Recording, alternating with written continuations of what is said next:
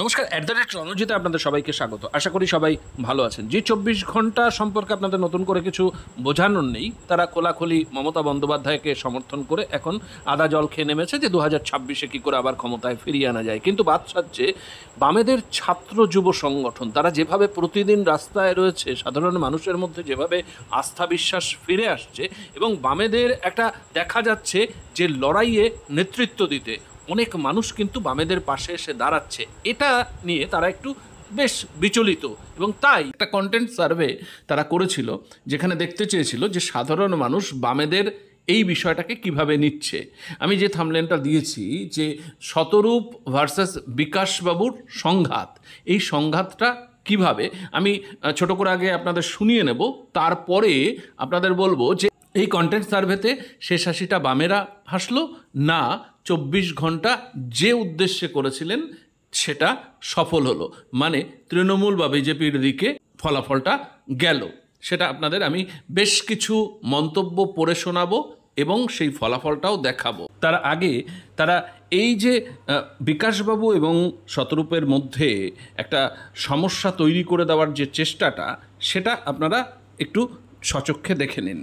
সিপিএমের ব্যক্তি বড় না দল বড়, সেই নিয়ে বিতর্ক ঘুরিয়ে বিকাশ ভট্টাচার্যকে বার্তা শতরূপ ঘোষের। যতই বলি না কেন মুখের ব্যাপার নেই, আজকের দিনে বাস্তবতা অস্বীকার করা যায় না। মানুষ জানতে চায় কাকে ভোট দিয়ে মুখ্যমন্ত্রী করছেন, আমাদেরও এই বাস্তবতার সঙ্গেই খাপ খাওয়াতে হয়েছে, আর এটা অস্বীকার করলে ভাবের ঘরে চুরি করা হবে। বিকাশ রঞ্জনকে এই বার্তায় সিপিএম রাজ্য কমিটির সদস্য শতরূপের।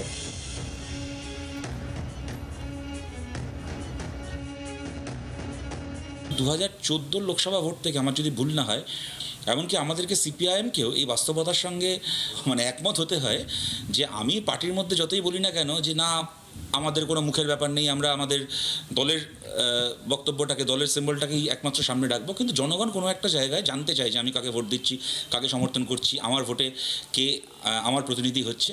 জনগণ তাকে চিনতে চায়, জানতে চায়, এবং কখনোই এটা একজন বামপন্থী হিসেবে মনে করি না যে দলের থেকে ব্যক্তি কোনোদিন বড় হতে পারে বলে আমরা বিশ্বাস করি না। শতরূপ ঘোষের বক্তব্যে এটা তো স্পষ্ট যে তিনি ঘুরিয়ে বিকাশ রঞ্জন ভট্টাচার্যকেই বার্তা দিতে চেয়েছেন, কিন্তু এর আগে বিকাশ রঞ্জন ভট্টাচার্য তিনি কি বলেছিলেন এই প্রসঙ্গে শোনাবো আপনাদের। পার্টি নিশ্চয়ই নির্দিষ্ট একটা প্রয়োজনের সময় কোনো ব্যক্তিকে হয়তো সামনে রাখেন, কিন্তু সেটা ব্যক্তিকে প্রচারের উদ্দেশ্যে নয়, দলকে প্রতিনিধিত্ব করছে সেই উদ্দেশ্যে। যেমন 2000 সালে 2005-এর যে কলকাতা মেয়র নির্বাচন হয়েছিল, তখন তো দলই কোনো একজন ব্যক্তিকে সামনে রেখে এগিয়েছেন, কিন্তু দল, ব্যক্তি কিন্তু দলের ঊর্ধ্বে নয়। যখন ব্যক্তি দলের ঊর্ধ্বে উঠে যাওয়ার চেষ্টা করবে তখন সমস্যা তৈরি হবে। সেই সমস্যার অভিযোগ তো আপনাদের কানেও এসেছে আপনাদের দলের ক্ষেত্রে সাম্প্রতিক হাল ফিলে, সেই সমস্যা না, এটা কোনো ব্যাপারই নয়। এটা একদল চেষ্টা করছেন, খুবই কি বলছি, ক্ষুদ্র একটি দল, তারা চেষ্টা করছেন হয়তো ব্যক্তিকেন্দ্রিক প্রবণতা এবং ঝোঁককে মাথায় তুলতে। তারা শিখে যাবেন যে ব্যক্তিকেন্দ্রিক ঝোঁক দিয়ে হয় না। দেখুন, শতরূপ এবং বিকাশবাবু দুজনের বক্তব্যই আপনারা শুনেছেন। বিকাশবাবু যে বক্তব্যটা বলেছেন সঠিকভাবেই বলেছেন যে সিপিআইএমে কখনোই দলের থেকে ব্যক্তি বড় হতে পারে না। শতরূপও সেটাকেই সমর্থন করেছে, কিন্তু একটু তিনি এই সময়ের যে বক্তব্যগুলো বিভিন্ন জায়গায় শোনা যায়, যেরকম মীনাক্ষীর মুখটা ধীরে ধীরে বড় হচ্ছে, আপনারা দেখেছেন সাধারণ মানুষ গ্রহণ করতে শুরু করেছে, ঠিক এইরকম আগেও কখনো জ্যোতিবাবু, কখনো বোধদেব ভট্টাচার্য, এরকম সাধারণ মানুষের মধ্যে ওই দলের মধ্যে থেকেই আন্দোলনের মধ্যে বলুন বা সততা বলুন বা নেতৃত্ব দেওয়ার ক্ষমতা, সেগুলোতে বড় হয়েছে। তো আমি এখানে আপনাদের দেখাবো এই কন্টেন্ট সার্ভেতে 1100 এবং অন্যদিকে 200 এই ভোটের ব্যবধানে কিন্তু বামেরা জয়লাভ করলো। আমি কিছু কমেন্ট আপনাদের পড়ে শোনালে আপনাদের বিষয়টা আরও পরিষ্কার হবে। কয়েকটা কমেন্ট আমি পড়ার চেষ্টা করছি, দেখুন। আমি স্ক্রিনে কিছু মন্তব্য আপনাদের দেখাচ্ছি এবং সেগুলো পড়ে শোনাচ্ছি, তাহলেই বুঝবেন। অভিজিৎ চক্রবর্তী তিনি লিখছেন, এটাতে বিকাশ ভট্টাচার্যকে পাল্টা দেওয়া কোথায় পেলেন, আজব সংবাদ মাধ্যম মাইরি। 59 জন লাইক করেছেন। তারপরে মৃণালকান্তি হেমব্রাম লিখছেন, সিপিআইএমের উত্থান দেখে একটুও ব্যথা লাগছে দেখছি, তাই এত কথা। 30 জন লাইক করেছেন।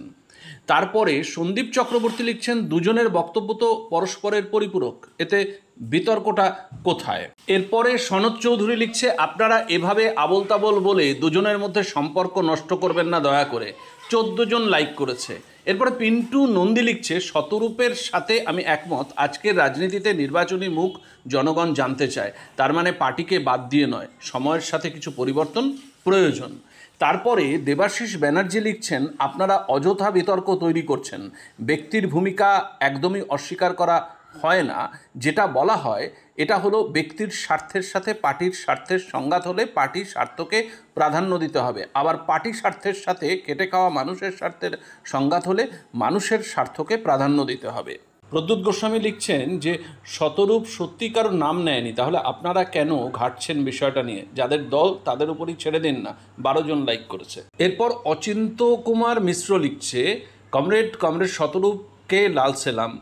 বাস্তব অভিজ্ঞতা, তারপরে প্রয়োগ। আগে বাস্তববাদী হতে হবে, তারপরে কমিউনিস্টবাদী। আমি বিভিন্ন বক্তব্য ও শতকের টকশো শুনি ও খুব বাস্তববাদী। অন্যায়কে অন্যায়, ঠিককে ঠিক বলেন, এটাই মানুষ চাই। মানুষের পালস রেট বুঝতে হবে, মানুষ কী চাইছে, তারপরে প্রয়োগ করতে হবে, তবেই এগোনো যাবে। সেই দিক দিয়ে শতরূপের কথা খুবই বাস্তব। তবে বিকাশবাবুর সঙ্গে কম্পেয়ার করে এই কথা বলেছেন এটা মনে করি না। তবে শতরূপ বাস্তববাদী, ও যে বলেছে ভাবের ঘরে কে রে আমি কলা খাইনি, এটাই মেনে কথা। ইনার মিনিংটা বুঝতে হবে। 6 জন লাইক করেছে। অরুণোদয় ব্যানার্জি লিখছে, কোনো বিতর্ক নেই, দুজনের কেউই কারো বিরুদ্ধে কিছু বলেননি। এই সংবাদ মাধ্যম ইচ্ছা করে বিভ্রান্ত করতে চাইছে। আরে তৃণমূলকে খুন করছে, ধর্ষণ করছে, সেগুলো নিয়ে তৃণমূলকে, মুখ্যমন্ত্রীকে গিয়ে প্রশ্ন করুন না। 4 জন লাইক করেছে। দেখুন, আমি আর কমেন্টস পড়ছি না, আপনারা পরিষ্কার বুঝতে পারছেন। আমি পরপর এগুলো পড়ছিলাম। প্রায় 1300-র মতো কমেন্টস পড়েছে, যার মধ্যে 1100-র বেশি কমেন্টস হচ্ছে গিয়ে এই বামেদের সমর্থন করে, আর বিপক্ষে পড়েছে ওই 200-র কিছু কম।